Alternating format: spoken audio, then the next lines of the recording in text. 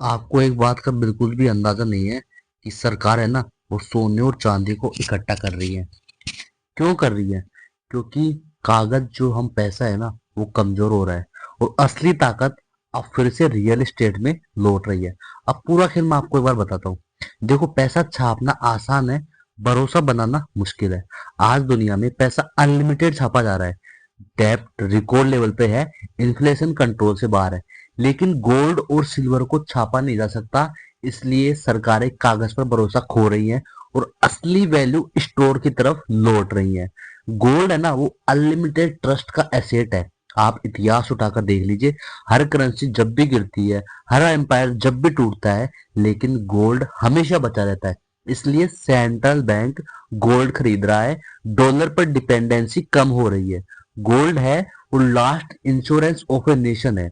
Dollar system से बाहर निकालने की तैयारी आज, वर्ल्ड ट्रेड ज्यादातर डॉलर में होती है। डॉलर को यूएसए कंट्रोल करता है, लेकिन sensation, currency weaponization, political pressure, इन देशों में समझ में आ गया है कि जिसकी करेंसी होगी उसकी पावर होगी। इसलिए गोल्ड रिजर्व बढ़ाया जा रहा है, लोकल करेंसी ट्रेड बढ़ रहा है। चांदी क्यों जरूरी है? अब बात ये आती है, सिल्वर सिर्फ मेटल नहीं है, इंडस्ट्री पावर है। Solar, EV chips, medical, green energy का रिवॉल्यूशन है। लेकिन सिल्वर की जो सप्लाई है ना, वो लिमिटेड है और माइनिंग है वो बहुत स्लो है। इसलिए फ्यूचर में सिल्वर स्ट्रेटेजिक मेटल बन रहा है। इन्फ्लेशन से बचाने की शील्ड है, वो सरकार पैसा छापती है, करेंसी की वैल्यू गिराती है, तब गोल्ड और सिल्वर की जो वैल्यू है ना, वो बढ़ती है। इसलिए गवर्नमेंट अपनी परचेजिंग पावर प्रोटेक्ट करती है।